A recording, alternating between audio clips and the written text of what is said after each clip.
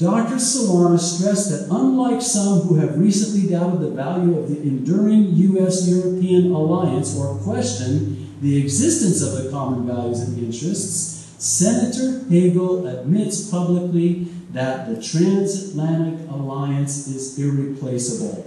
Speaking on last Friday's meetings of the European Council on the European Constitution and the adoption of the first European security strategy, the Solana Doctrine, he stated that the EU's message to the U.S. is very clear.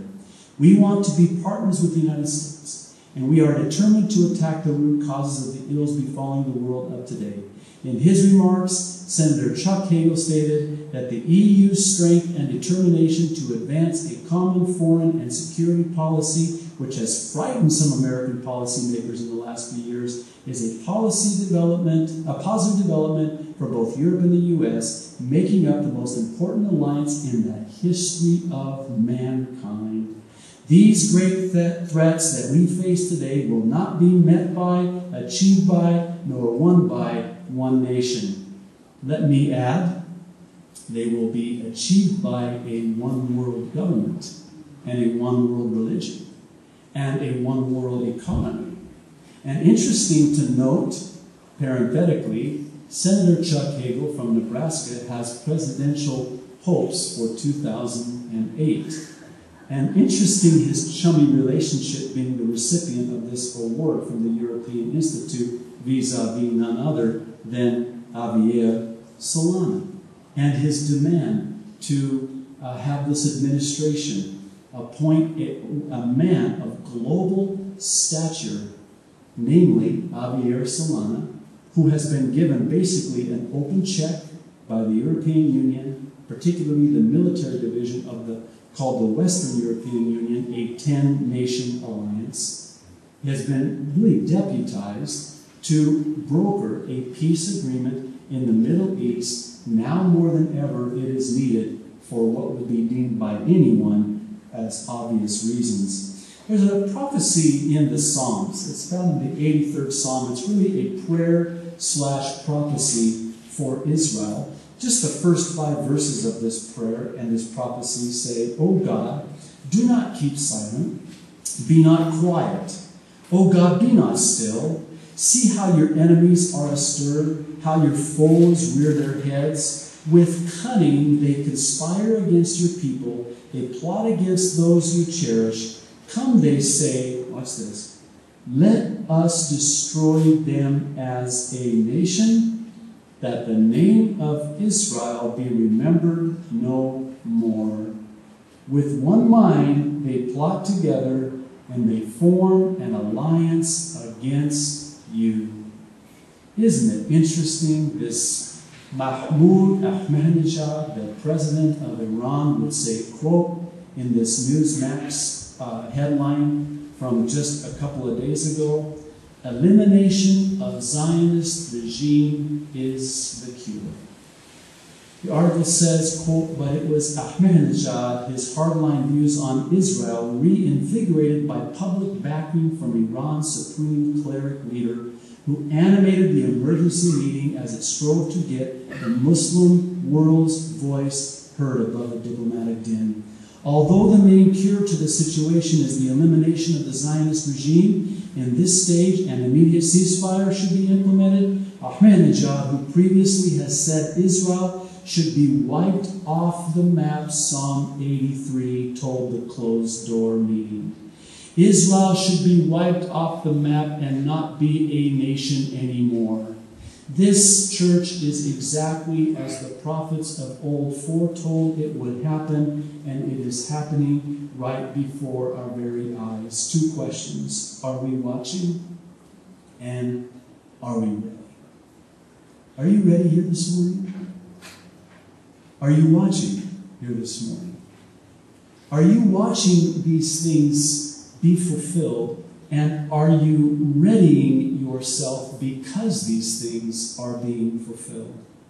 I submit to you that we are watching from all the generations heretofore. We are the one generation that in our lifetime, in my lifetime, at my age, will see I believe the return of the Lord in this event called the rapture for his church. Why?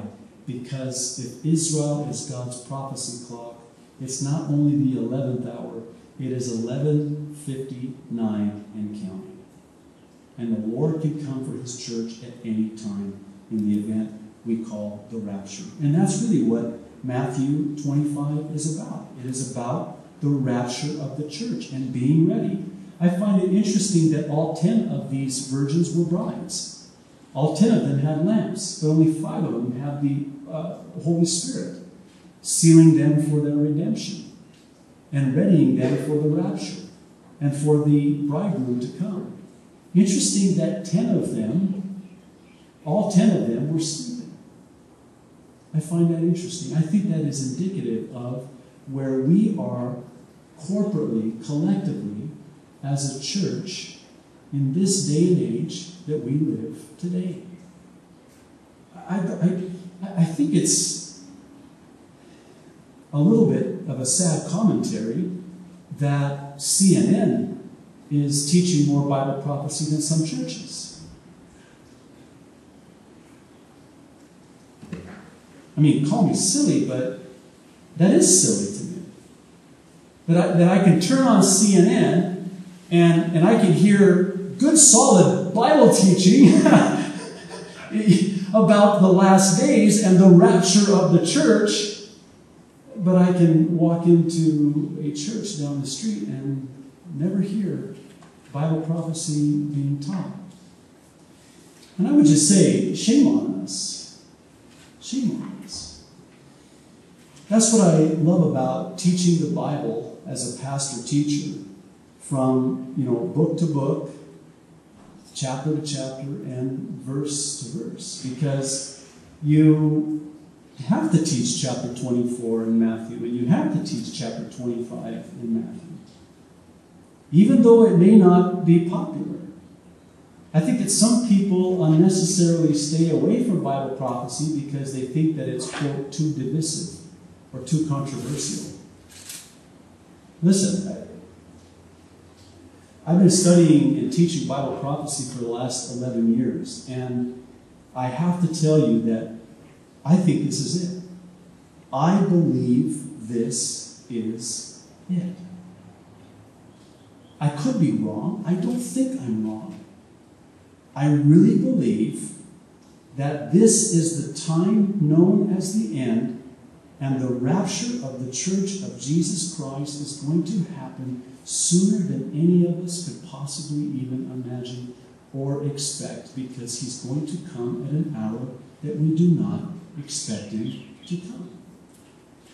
And I think the clarion call before every one of us today is, are there things in our life that have bound us to the things of this earth so that we're not ready and we're not watching?